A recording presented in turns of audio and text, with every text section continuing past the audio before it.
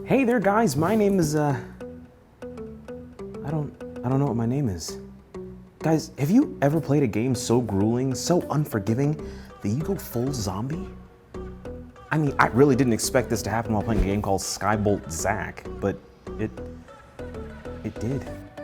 I can't really tell you what I was expecting, but it wasn't this. If you're seeing this gameplay and you want a piece of this, then make sure to check out the description below for your chance to win this week's giveaway. I don't really know why you would, unless you're into that kind of abuse. Oh my gosh, you are, aren't you?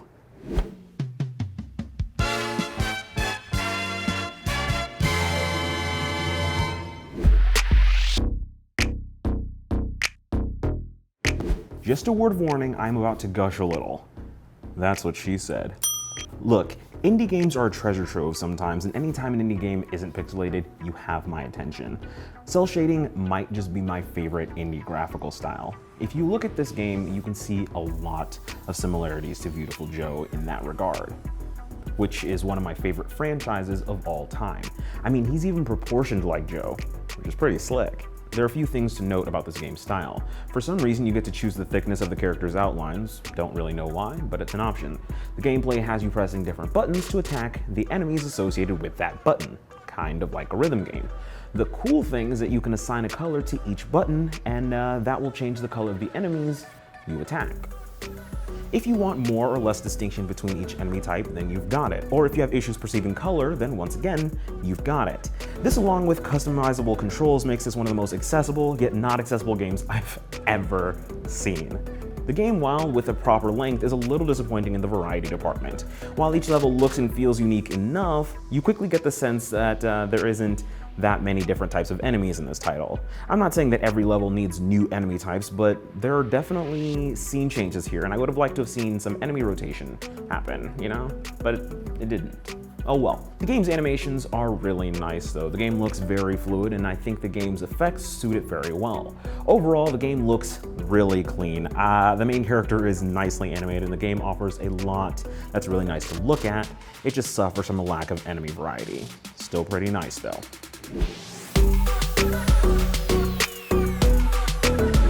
Gameplay-wise, this game can kick rocks. Like, I hate it. Now let's talk about how amazing the gameplay is. It's interesting. There are very few rhythm games I've experienced that I wasn't able to really pick up. Like, I'm usually really good at these eventually, but the entirety of this game was spent trying to gain some sense of smoothness. See, this game isn't really a rhythm game, it just kinda is structured like one. And I think that's what makes it so difficult. Let me elaborate on the mechanics. The game uses the 4 face buttons in association with a color for each. You get to choose what colors you'd like for each button, so it helps if the colors, are all distinct. The game offers no difficulty options, and I usually respect this, but sweet balls is this done strangely here. The game has level tiers and branching paths. There are typically 2 to 3 paths along the way, the top being the hardest and the bottom being the easiest. I did not take the top path. You see, there are these arrows at the beginning of each level telling you which way to go to get to the harder or easier path. No matter which path you end up on, you will definitely be tasked because this game gets butts hard. Like, really hard. I never usually complain about difficulty, and I won't here, but it's messed up in like a few regards. 1, you never know how long each level will go, and 2, there are no checkpoints. It is a really cool feeling though after you finish like a really tough level. I mean, like sweat off the brow. There's something really awesome to be said about conquering those though, and they do get tough, like really tough. The amount of times you have to get through things like over and over and over again is incredible. If you do decide to tackle this one, then my goodness, buckle up for a few hard truths. The game starts you off simply enough. There are a lot of the same colored enemies in succession. This gives you the sense that you can just speed through these levels right away. This is not the case, at least the first time you go through them. The gameplay allows you to choose the trajectory that Zack will take after defeating the enemy. This means that the game is way more methodical than you might initially think. Sometimes just speeding through sequences leads you to taking damage more times than not. The game rewards you points as you progress. You get them for doing things like attacking different colored enemies or keeping your combo chain up. The chain meter only really depletes after you've gone for a long time without attacking the enemy. You can also do some pretty nifty things like holding buttons to increase Zack's reach. You get a dash that helps you decrease the space between Zack and his enemies, things like that.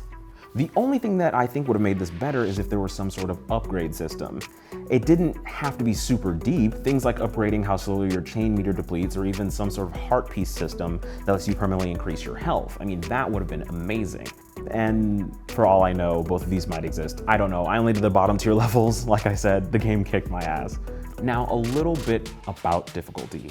I don't really condone handholding. I don't believe that tutorials and handholding are the same thing. The game gives you a very nice tutorial for what it is, but frankly, it goes by so fast that I had to play them again. This game doesn't seem to ramp well, and I think that's why I had such a hard time getting things down. I tried for 4 worlds in a row to get things down, but while I feel like I improved in some regards, yeah, I sucked for a long time. I mean, I still suck now. I haven't seen this many C's since middle school.